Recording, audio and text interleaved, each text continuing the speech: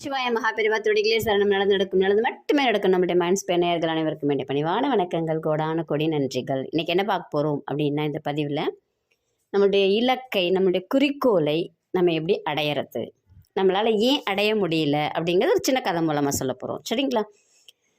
ஒரு சின்ன பையன் வச்சுக்கோங்களேன். அவன் ரொம்ப சந்தோஷமாக வாழ்ந்துட்டுருக்கான் அந்த ஊரில், ஒரு கிராமத்தில். அவனுக்கு என்ன ஆசை அப்படின்னா, நிறைய இந்த துறவிகள் பற்றிலாம் எல்லாரும் பேசும்போது, நம்மளும் அந்த மாதிரி துறவிகள் ஆகணும், நம்மளும் நிறைய அந்த இதெல்லாம் கற்றுக்கணும், இந்த ஞானம் வரணும் நமக்கு அப்படின்னு எனக்கு சின்னதுலேயே ஆசை வந்துடுது.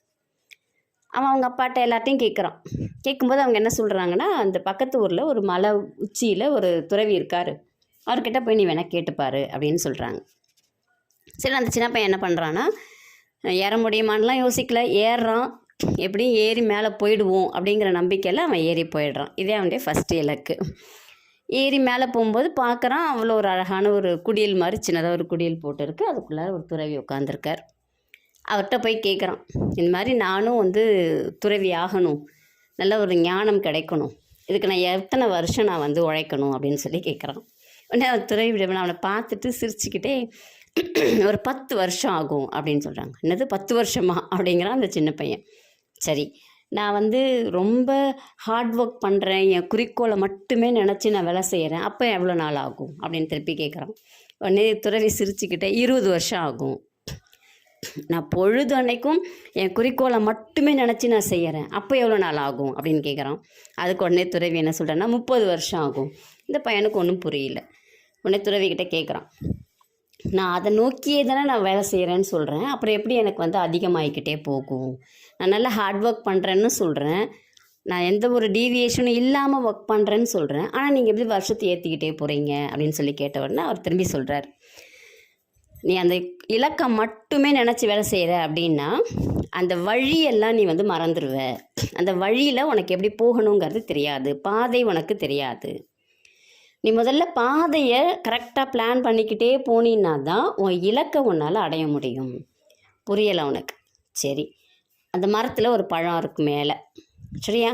இப்போ நீ பறிக்கணும். அந்த பழம், அந்த பழத்தினுடைய டேஸ்ட், இது மட்டும்தான் உன் மனசில் இருக்குது அப்படின்னா நீ எப்படி ஏறணும், பாதுகாப்பாக ஏறி அதை பறிச்சுட்டு சாப்பிட்டு அந்த டேஸ்ட்டை ஃபீல் பண்ணணும் அப்படிங்கிறது உனக்கு தெரியாது.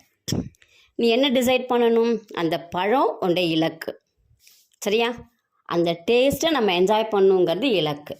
அப்போது எப்படி ஏறணும், கிளை சப்போஸ் உடஞ்சதுன்னா நம்ம எப்படி தாவணும், இது எல்லாத்தையும் நீ டிசைட் பண்ணிக்கிட்டே போனீன்னா தான் உன்னால் அந்த பழத்தை அடைய முடியும்.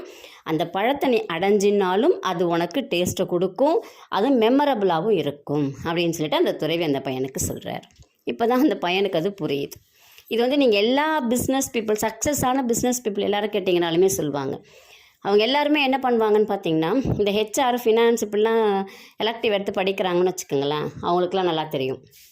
அவங்க என்ன பண்ணுவாங்கன்னா, பிஸ்னஸில் plan A, plan B, plan சின்னு போட்டு வச்சுருவாங்க. ஒரு பிளான் ஒர்க் அவுட் பண்ணிகிட்டே இருக்காங்கன்னா, அது சப்போஸ் ஃபெயிலியர் ஆகுதுன்னா அடுத்த செகண்ட் அடுத்த பிளான் இம்ப்ளிமெண்ட் பண்ணுவாங்க. அதுக்கப்புறம் உட்காந்துலாம் ஒர்க் அவுட் பண்ணவே மாட்டாங்க. இதுதான் பிஸ்னஸுடைய ஸ்ட்ராட்டஜி.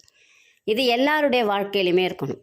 நம்ம ஒன்று டிசைட் பண்ணுறோம், அதில் ட்ராவல் பண்ணுறோன்னா அது ஃபெயிலியர் ஆகுதுன்னா அடுத்த செகண்டே நம்ம என்ன பண்ணணும்னா ப்ராசஸை மாற்றி ஒர்க் பண்ண ஆரம்பிச்சிடணும், கண்டினியூ பண்ண ஆரம்பிச்சிடணும். அப்படி கண்டினியூ பண்ணால் தான் நம்ம டார்கெட்டை நம்ம ஃபிக்ஸ் பண்ண முடியும், அந்த டார்கெட்டை கரெக்டாக நம்மளால் அச்சீவ் பண்ண முடியும். ஒரு 5 பைசா குறைக்கணுன்னா கூட எந்த கம்பெனியும் இம்மீடியட்டாக டிசைட் பண்ணி குறைக்காது. ஆல்ரெடி குறைச்சா என்னென்னலாம் ப்ராசஸ் அப்படிங்கிறத ஒரு வருஷத்துக்கு முன்னாடியே அவன் போட்டு வச்சா தான் அடுத்த வருஷம் 5 பைசா குறைப்பான். ஸோ இந்த அளவுக்கு ப்ரிப்பேர்டாக இருந்தால் நம்மளால் இலக்கை எளிதாக அடைய முடியும். நம்ம ப்ரிப்பேர் பண்ணாமல் இலக்கை மட்டுமே வச்சுக்கிட்டு ஓடணுன்னா நம்மளால் இலக்கை அடைய முடியாது. அப்போது நம்ம எதில் தெளிவாக இருக்கணும் அப்படிங்கிறத ஃபஸ்ட்டு நம்ம டிசைட் பண்ணிக்கணும். என்ன வேலை போக போகிறோம், அதில் டீவியேஷன் வந்துச்சுன்னா அதுக்கடுத்து நம்ம மாற்று என்ன அப்படிங்கிறதையும் நம்ம ரெடி பண்ணிக்கணும். அப்போது நம்மளுடைய இலக்கை நம்மளால் எளிமையாக அடைய முடியும். இதுதாங்க இந்த கதையினுடைய சாராம்சம். ரொம்ப எளிமையாக சொல்லியாச்சு இல்லைங்களா நம்ம இலக்கை. உங்களுக்கு ஏதாவது சந்தேகங்கள் இருக்குது அப்படின்னா நீங்கள் வாட்ஸ்அப்பில் கமெண்ட்டில் கேட்கலாம். நீங்கள் கேட்டிங்கன்னா உங்களுக்கு தீர்வு கொடுக்கப்படும். இந்த கிளாஸ் ஒன்று ஸ்டார்ட் பண்ணுறேன், ஒர்க் ஷாப்பு, இந்த மிராக்கிள் 333 அப்படின்னு. அதில் ஜாயின் பண்ணும் அப்படின்னா ரெடின்னு கமெண்ட் போடுங்க, வாட்ஸ்அப்லேயும் கமெண்ட் கொடுங்க. நன்றி, வணக்கம், நல்லதே நடக்கும்.